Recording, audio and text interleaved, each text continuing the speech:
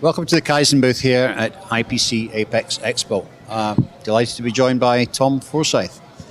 Good to see Tom. Good to see you, Trevor. Yeah, and we're here to talk today about the Analyst II because you've updated. You've had the Analyst in the market for a long time, right? As a process control tool, but you've made some upgrades to it recently. Can you tell us what you've done? Yes, the Analyst has been a great success out of the market, really targeted toward batch cleaning, process documentation and monitoring, and is true to our nature at Kyzen, we're always listening to the customer. There's always a suggestion, something that you've hadn't thought of.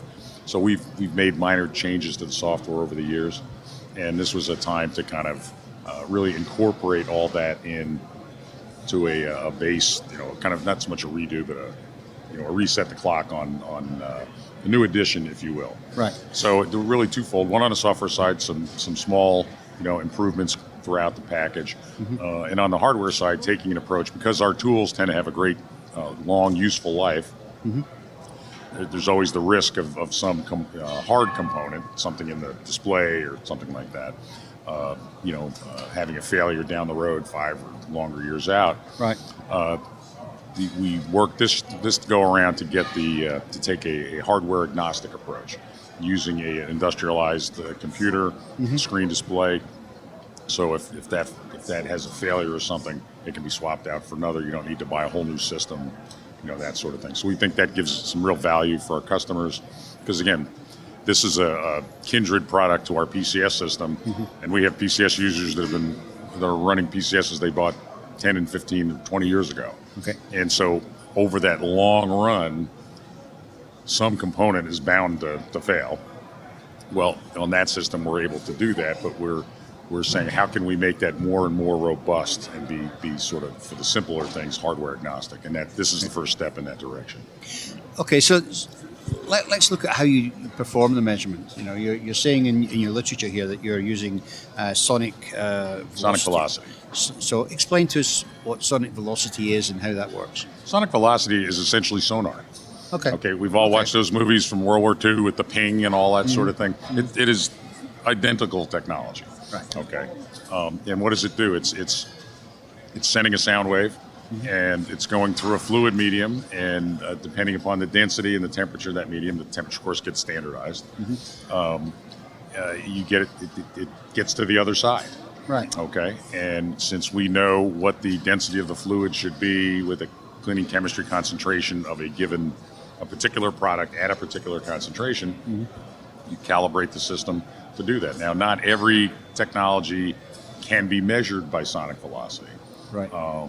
And so throughout our tool offerings, we use different technologies. Sonic velocity is very simple and very robust, so we try to make that the best choice.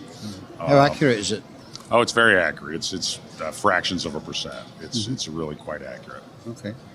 And quite robust and reliable. Yeah. And what sort of range of temperatures do you typically measure over? Most operations run at around 65 C, that 140, 45 sort of range. That's most common. Yeah. It can go up to it's up to 70 or 75 C. The 160, 165. Things don't get much higher than that. Yeah.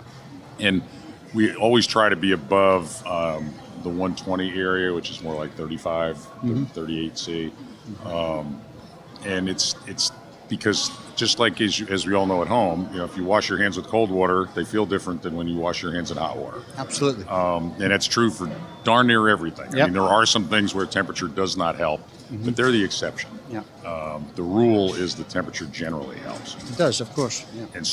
And that's part of what the system's doing, is saying, okay, I'm monitoring that temperature to make sure that you're at that prescribed temperature. Because the other thing these systems do is they provide automated data retention.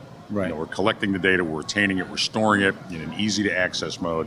So if you get some audit or you get some question about a field failure a year later, right, you can, it's all right, we screw up the cleaning, let's go check. Well, you can find that in seconds. A minute. Tap,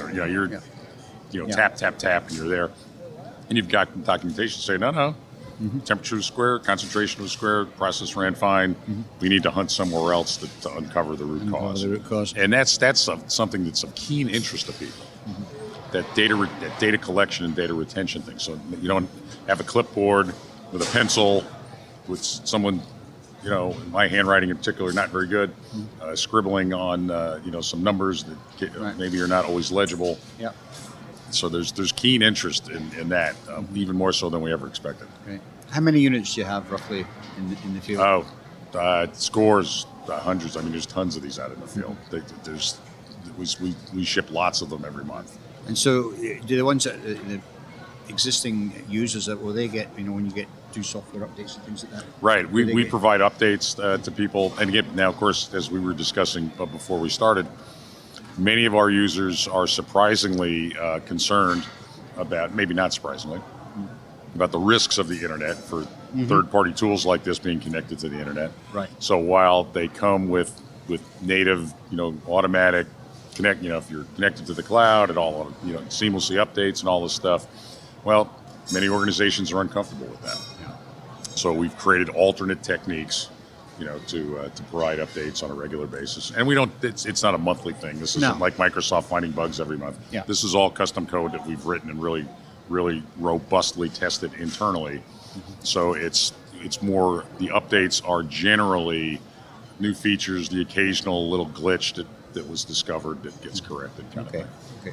Now, obviously, Kyzen's a global company, so presumably it's available in a number of languages. Lots of languages. The big four are Mandarin and German and Spanish, and as well as English, and they're all on there. Yeah. They're all native to it, so that's just a selection.